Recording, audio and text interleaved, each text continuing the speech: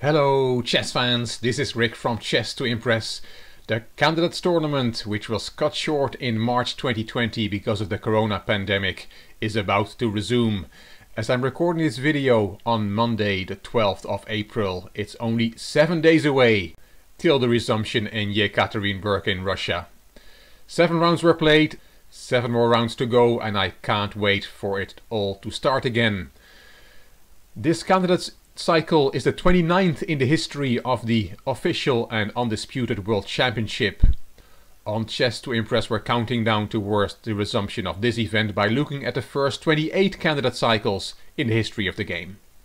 It all started in London 1883. Zukertort and Steinitz finished in the first 2 places in that event, and they played the first official World Championship match in 1886.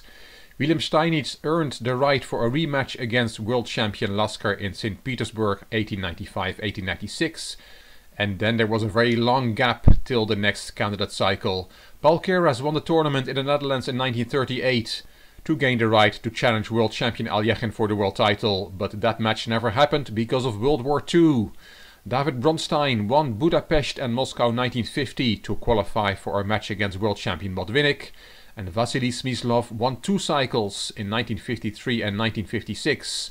Misha Tal was Botvinnik's next challenger, and Petrosyan challenged Botvinnik for the world title in 1963 after having won the candidate cycle the year before.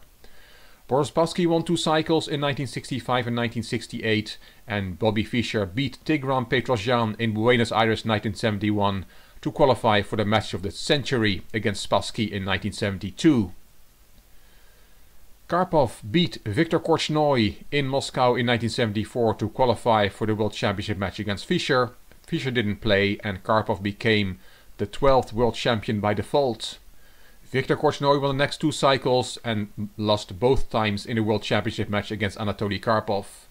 Garry Kasparov was Karpov's next challenger by winning the candidate cycle, which finished in Vilnius 1984. Karpov came back, won the next 2 cycles. In total, Karpov and Kasparov played 5 World Championship matches against each other, and Nigel Short broke that Kasparov-Karpov era by being the next challenger for Kasparov. Anand was Kasparov's next opponent, and it should have been Alexei Shirov to play Kasparov after beating Vladimir Kramnik in Katsorla in 1998. But Shirov did not get a match. Kramnik did in the year 2000, and he became the 14th world champion by beating Kasparov.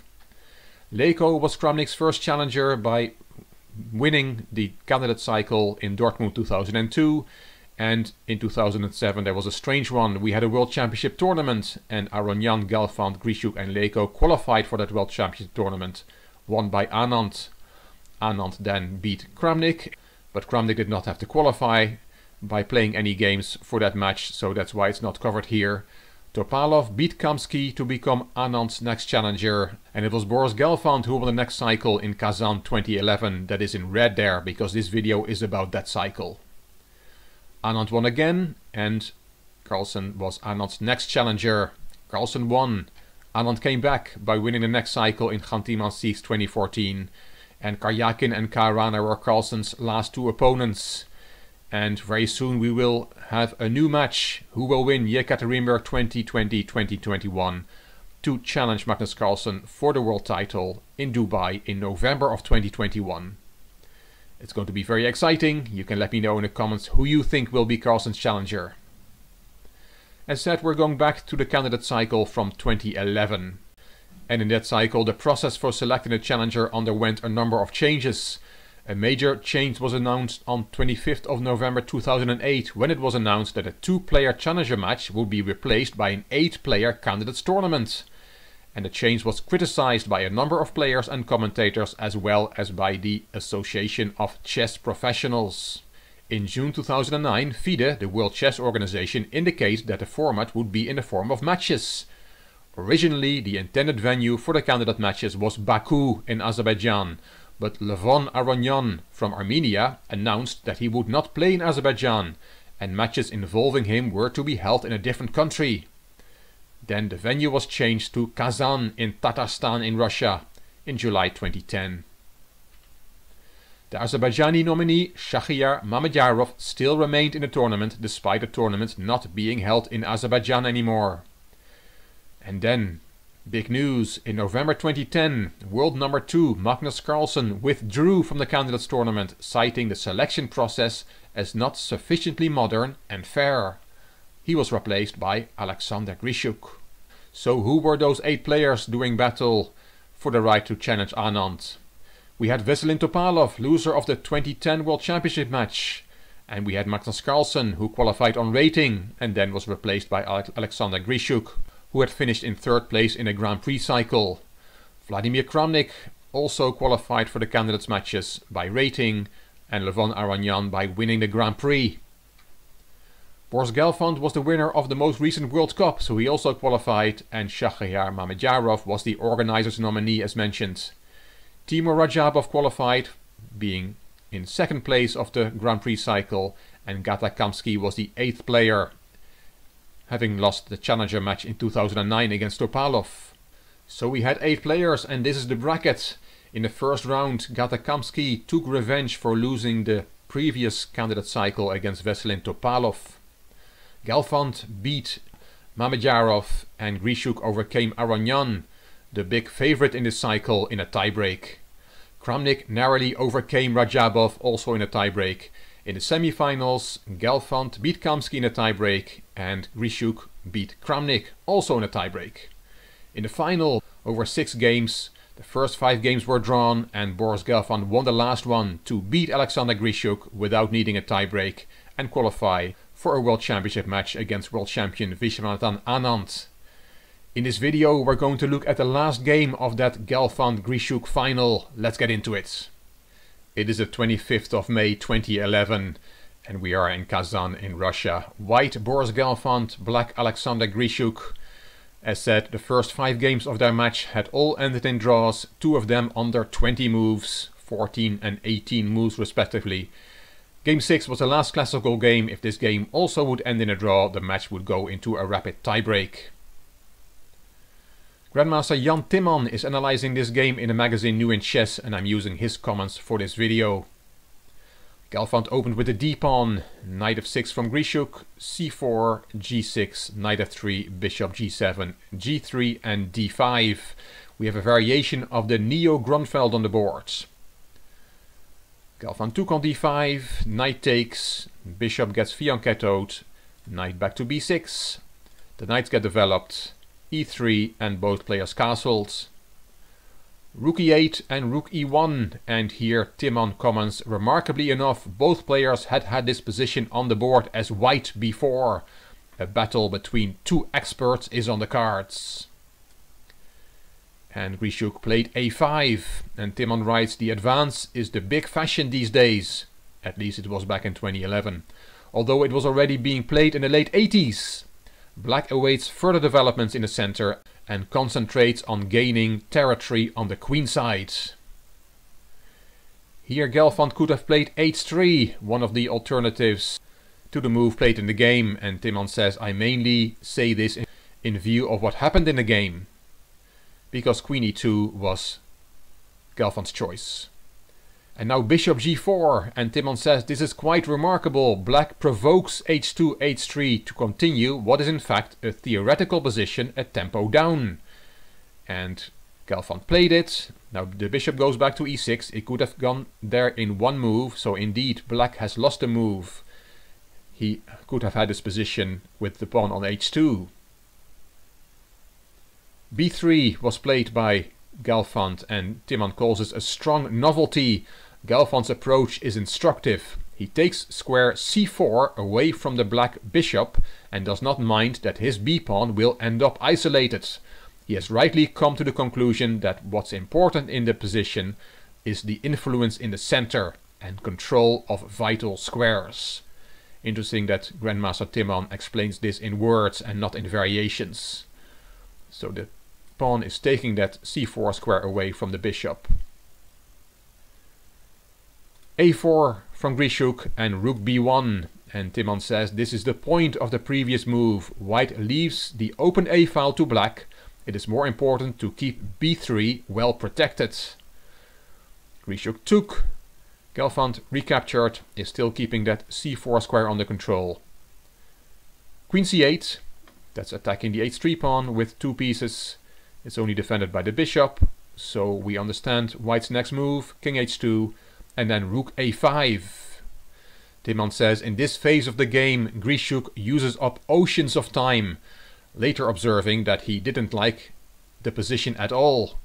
This means that the plan to take the rook to h5 was born out of necessity, the main problem being that black's minor pieces are blocking a counter-attack in the center. We'll see that rook switch over to h5, and indeed these pieces are in front of their pawns, so it's difficult to get something going in the center for black. Again, very instructive explanations from Jan Timman. Rook d1 was Gelfand's move. Gelfand has shrewdly assessed the situation, writes Timman.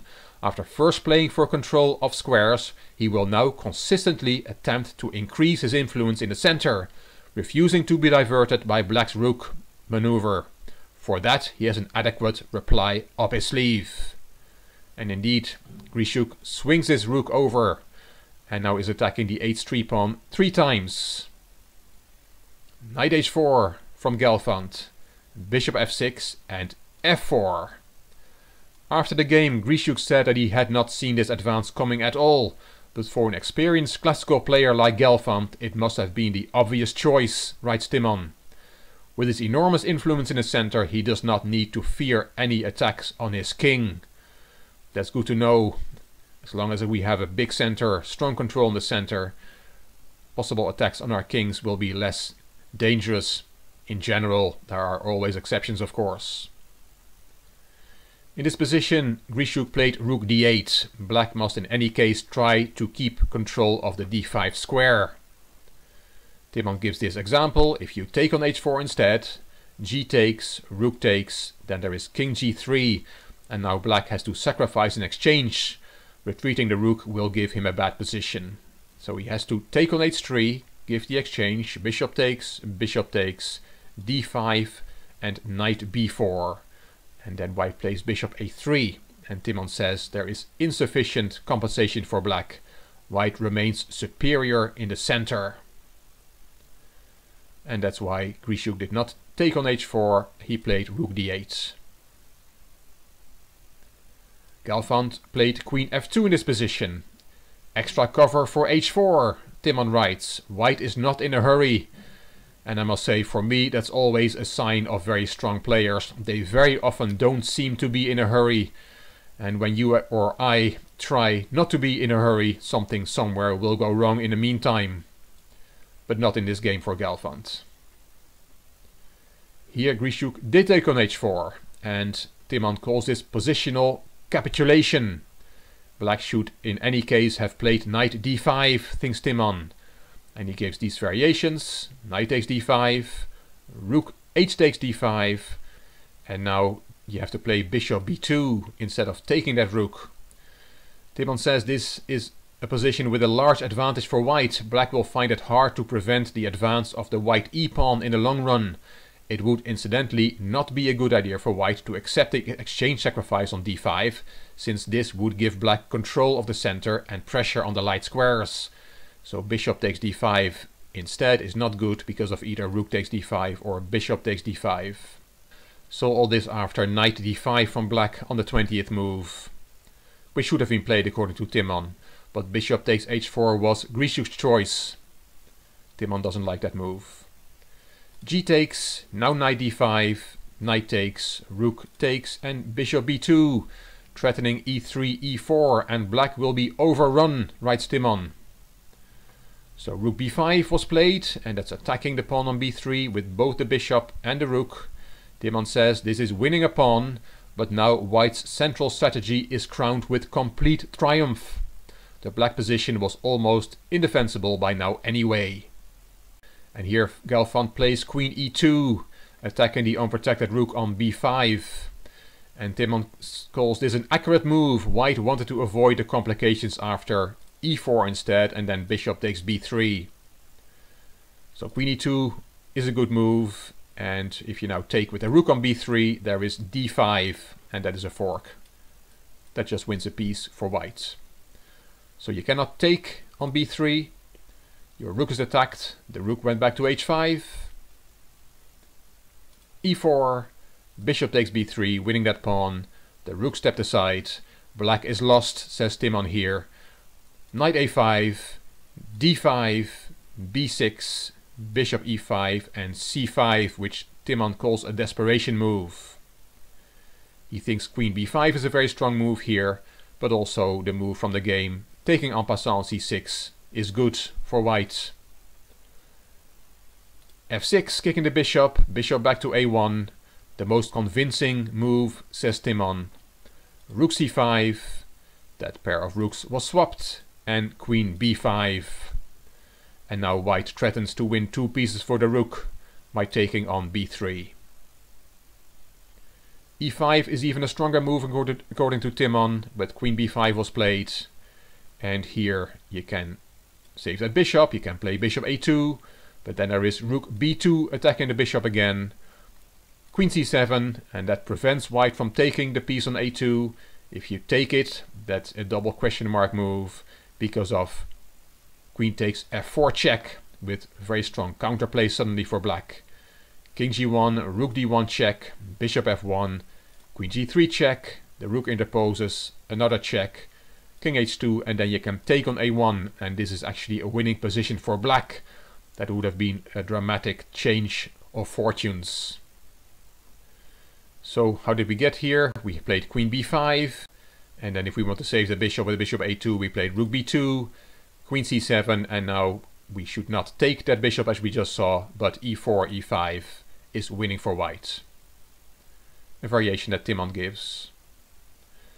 After queen b5, Grischuk did not play the bishop to a2, he played queen c7, and Timon says in time trouble, Grischuk immediately succumbs under the pressure. Yes, he's threatening to get counterplay with queen takes f4, but Gelfand has a simple solution for that. He takes on b3, and if you now play queen takes f4 check, then the rook interposes and white has won a piece. If after rook takes b3 you don't play queen takes f4 check but first take on b3, then queen takes check, king f8 and e5, and there is no queen takes f4 check anymore. No counterplay for black. White is totally winning. So after rook takes b3, the move from the game, queen takes f4 check does not work, knight takes b3 doesn't work, knight takes c6 was Grischuk's choice, in time trouble, e4, e5 to take that queen takes f4 check move out of the position, stopping all black's chances for counterplay. Knight d4 was Grischuk's last move, and he resigned the game after queen c4 check. Black is a piece down and does not have any counterplay. And let me read you a quote from the article in the magazine New in Chess on the Candidates Tournament. Grischuk said, "I can say that it is in no way shameful to lose a game like today's. Boris played fantastically. The only thing was that I made a blunder in the opening. Perhaps I forgot what I was supposed to do on b2, b3 on the 13th move, but I don't think we looked at that move. After it, I immediately realized that black had a very unpleasant position. Black had actively positioned his pieces, but from then on there was nowhere for him to display activeness, and if he were to blow on them, the position would disintegrate. I'm happy that I found the maneuver rook a5 to h5, but I overestimated my chances, and at a certain point I offered a draw. Evidently already in a lost position. It's a little embarrassing, but I just didn't realize that. I think this was a super game from White's point of view, and I congratulate Boris with all my heart." With those words, Alexander shook his opponent's hand. And the author of the article says, "I've never seen Gelfand smiling and joking as much as he did after that win. One of his jokes was really liked by everyone." Gelfand said, "Anand's dream has come true. He'll be the youngest player in a World Championship match again." So it was Anand against Gelfand for the World Championship match, which was played in Moscow a year later in 2012. I covered that match in my series on all the World Championship matches. The link to the Anand-Gelfand match is up here. I hope you enjoyed this video and that you'll keep counting down towards the resumption of the Candidates Tournament with me. If you liked the video, please give it a thumbs up, please subscribe to the Chess to Impress channel, and please leave a comment. I will read them all and I will reply to them all. If you liked the video, it would be great if you could share it on social media by clicking the share button on YouTube. You can find me on Instagram, on Twitter and on Facebook. This is Rick for Chess to Impress. Thank you for watching.